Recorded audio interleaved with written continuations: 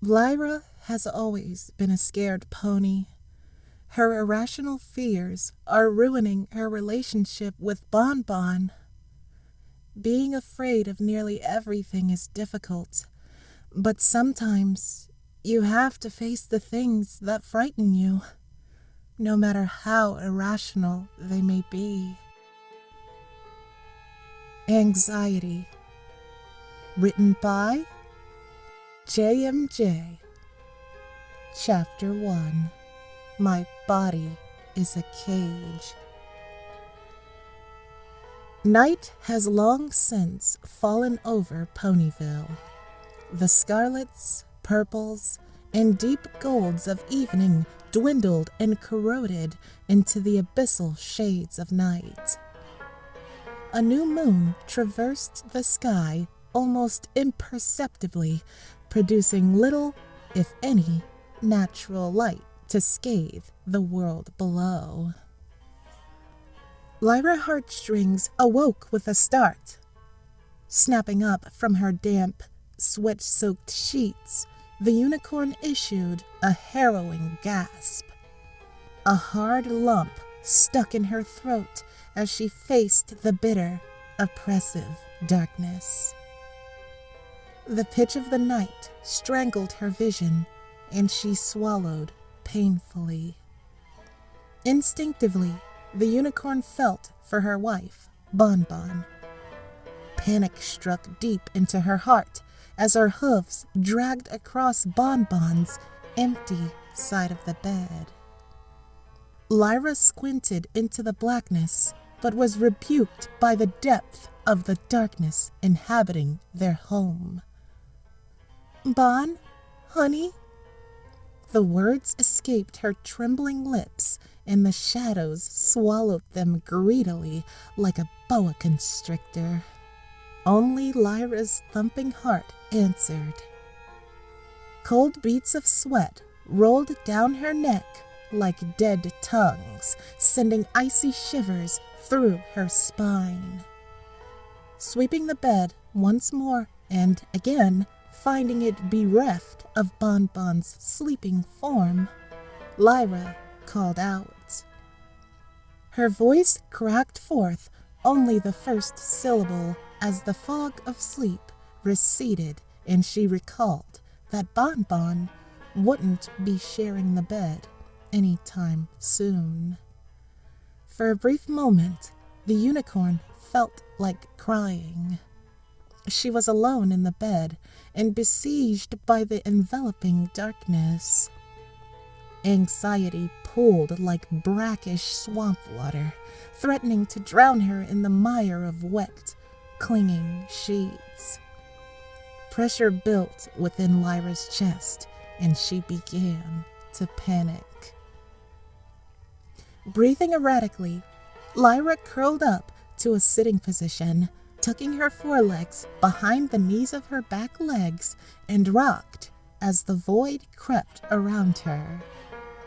She attempted to breathe deep, controlled breaths, as Bon had suggested, but the fear encompassing her felt like the legs of 100 insects crawling under her skin. Alone in the bed, Lyra felt her chest growing tighter. "Have to calm down. It's all right. It's just nighttime. No reason to panic." "It's okay, Lili. There's nothing in the dark that isn't there in light." Bon's voice echoed in her mind. That phrase had been uttered countlessly by her love. How Bon always did her best to assuage the anxiety that choked Lyra. Lyra reached blindly to the end table beside her and fumbled in the darkness for the lamp that resided there. Her hoof raked against the wall, hard enough to scratch the paint. Her foreleg knocking over a bottle of hoof sanitizer to rest upon the small packet of tissues. Her hoof struck the body of the lamp, scooting it a few inches.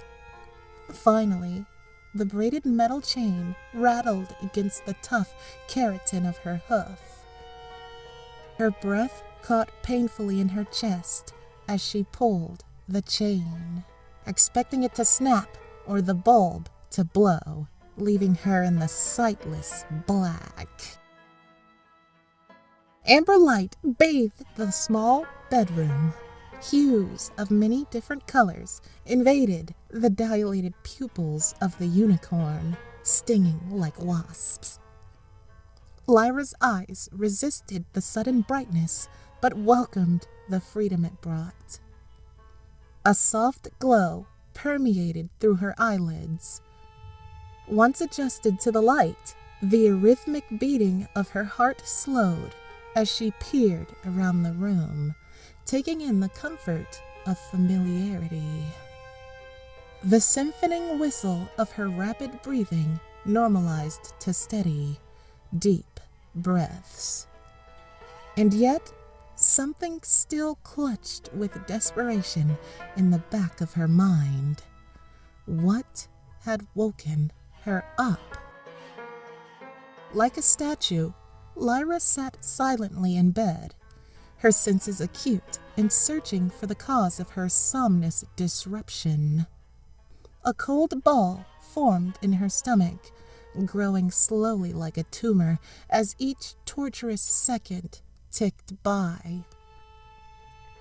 Her belly began to hurt as fear began creeping back into the recesses of her mind, taking root and metastasizing. Questions began to grow from the fertile soil that was Lyra's anxiety. Is someone in the house? Am I in danger? What should I do? I locked the door, right? What would Bonbon do? I wish she were able to do something. Lyra perceived each moment with all of her senses at once, ears pinging in all directions while questions filled her mind and fed the fear fetus festering within her. Automatically, the unicorn began to curl into a ball, her breathing ramping into a ragged panic. The unknown buried what little bravery she mustered, and each rational excuse that formed in her mind was crucified by the onslaught of irrational anxiety. What woke me up?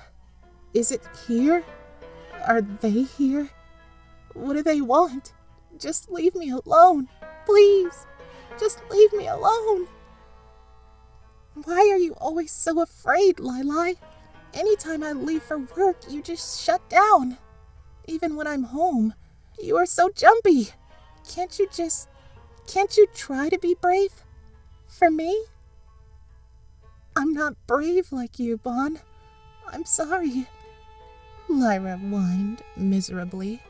She tucked her head beneath a satin pillow, clenched her teeth, and squeezed her eyes hard enough that even the tears welling up within could not escape. Please, Lili, I hoped that when we were married, you'd calm down. Please, try. Your fears, they make everything harder than they should be. For you and me.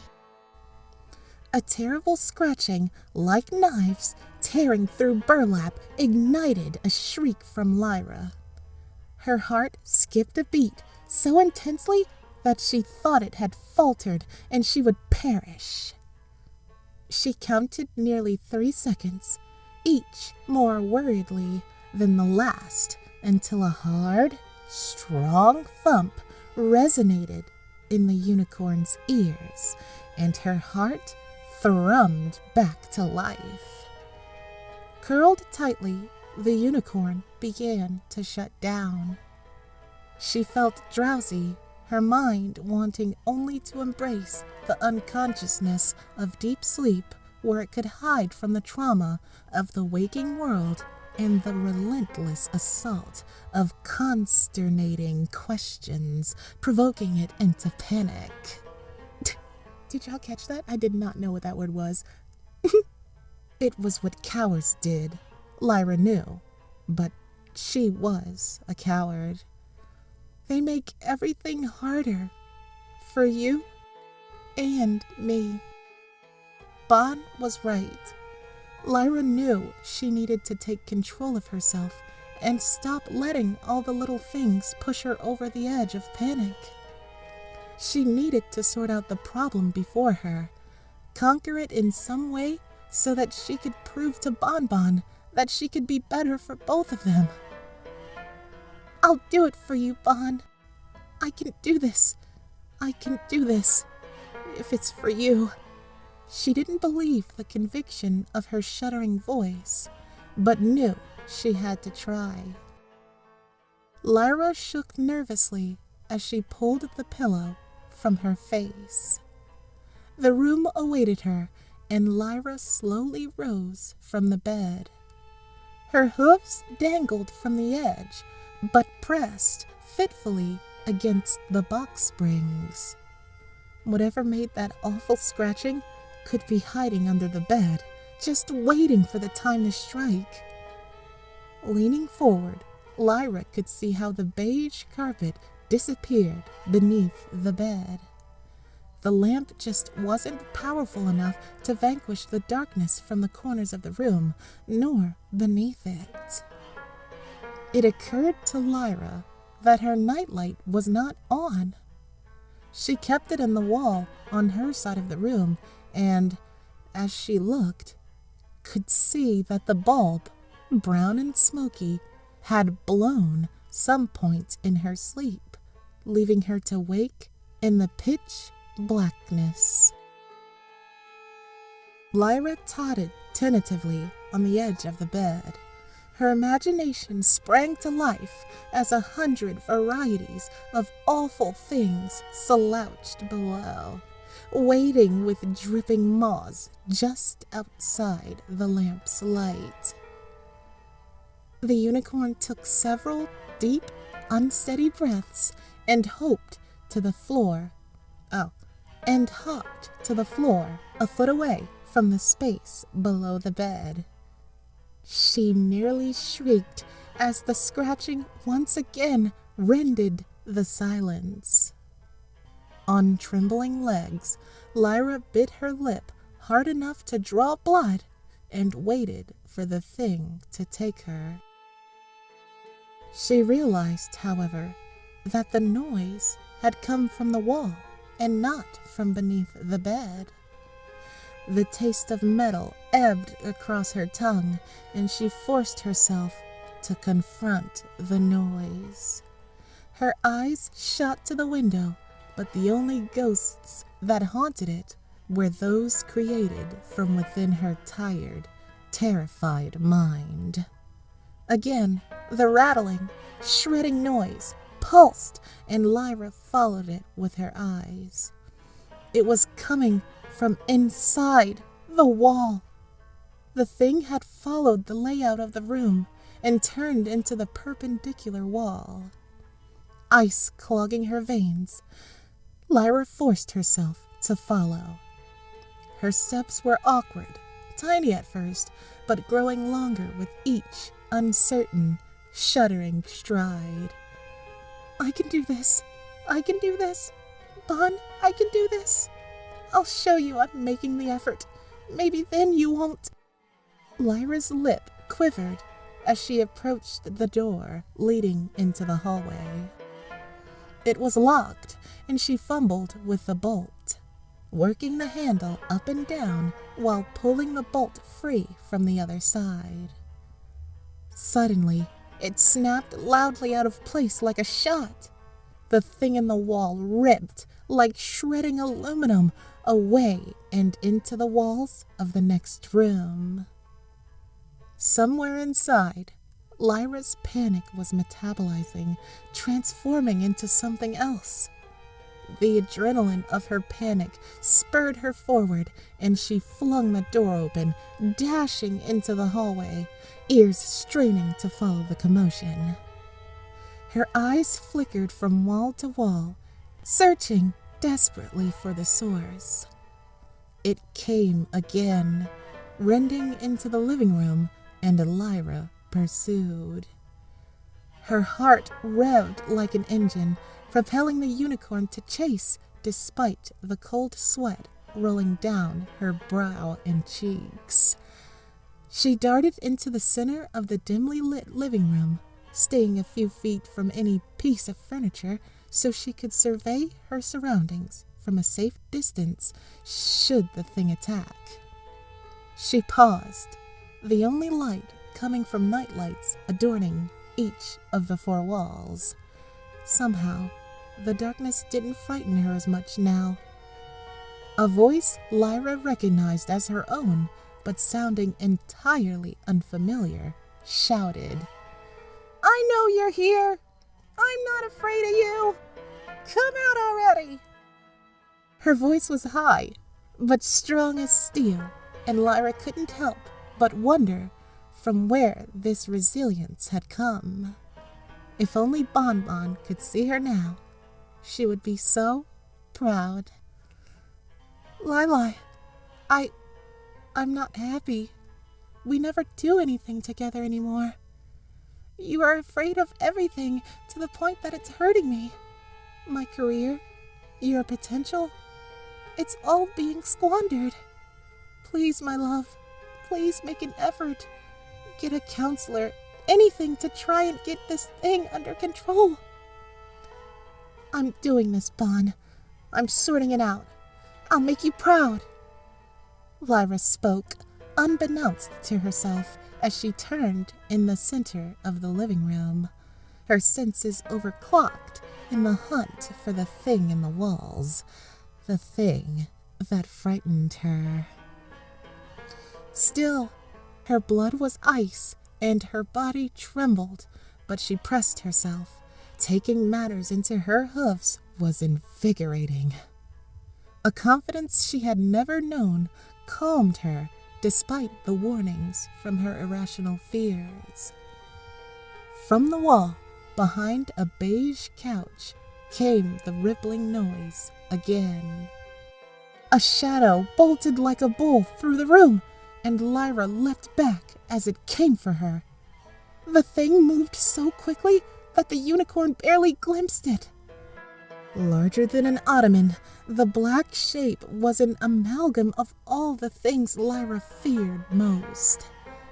8 repugnant eyes like a spider, a body that slithered like a bloated snake, and yet somehow skittered like a million cockroaches swarming as one entity. Her eyes dilated in the dim light of the room, bulged, and her breath caught sharply. "I'm leaving, Lili. I need to get away for a little while and think about our relationship. I've done so much to help you, but you just don't want to help yourself." Bonbon's voice echoed in Lyra's head and pushed her. The fear of potentially losing the only pony Lyra had ever loved fueled her growing confidence. She had to do this if she wanted to keep Bon. Almost as if being possessed, Lyra's body sprang after the crawling thing. Her mind raced with questions inspired by terror, but she knew she must not waver. She couldn't allow herself to obsess over the darkness behind those questions which waited to bloom like flowers of horror. If she succumbed to those clawing, gnawing impulses, she would falter and freeze, swallowed up by the fears she couldn't face. Bon wouldn't like that. She'd leave for good. It wouldn't just be a break to gather her thoughts. The dark, bulging form of the thing turned through the open bathroom door.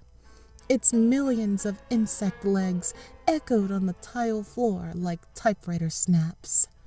Lyra didn't slow or stagger, but dashed inside, eager to confront the beast and cast aside the burden of her fears. The thing quivered like gelatin, a bulk amassed in the middle of the dark bathroom floor. It squalled, sensing Lyra's persistence and intention. Its cry was like hooves on a chalkboard, but heavy with fear as the pony loomed in the dark way. Lyra stalked the thing slowly as she crept closer and closer to it. Her hooves clacked against the tiles, and the thing, now seemingly smaller than before, squirmed. The bulbous tuberescence of the thing had shrunk wildly, and Lyra felt stronger, more powerful than ever before. Here she was, facing the thing that had given her such a shock, had terrified her just moments before. With each step, the thing shrunk until it was a diminutive, frail blot of darkness against the white tiles of the bathroom. I'm tired of being afraid," Lyra yelled, anger circulating through her small frame. "You can't hurt me anymore." The thing, so small, attempted to scurry away, and Lyra slammed a hoof in front of it, blocking its path. The tiny creature bounced from Lyra's hoof and pivoted, running the opposite direction. Another hoof crashed before it, halting and trapping its retreat. "Lyra, I've decided that I can't be with you anymore. I love you, and I always will, but your problems are ruining my life. I'm sorry, but I just can't live like this." "No, I won't lose you, Bonbon. I can't be alone again," Lyra screamed, her body trembling with adrenaline as Bonbon's "That's why the bed was empty earlier! Holy Sorry. Lyra screamed, her body trembling with adrenaline as Bonbon's words came back to haunt her. How those words provoked her deepest fears and triggered such an unexpected, primal response from the mare. She would do anything to keep Bonbon with her. Lyra reared on her back legs and brought her full weight down upon the thing. Its body crunched sickeningly, like soggy cereal. The cracklings of ligament, bone, and flesh shot through Lyra's hooves, but she paid no heed. Again and again, she brought hoofs down to crush the thing. At first, it squealed and attempted to flee, but its pulverized body refused to react. It quickly fell silent as Lyra's hooves reduced it to a quivering pile of ruined, bloody meat. Lyra laughed to herself. A wicked grin spread across her face as she stared down at the remains of the mouse. I did it! I faced my fears! The unicorn hopped in delight, thin streaks of blood tracking the tiles with each ecstatic step. She stared up at the unlit ceiling of the bathroom and praised herself. She could feel the fear inside receding, curling up like dehydrated vines. Bon will be so happy when she finds out! Quickly, Lyra scooped the stringy remains of the mouse into one hoof and dashed through the dimly lit house. Only her crazed, foal-like laughter broke the silence as she came into the bedroom she shared with Bonbon.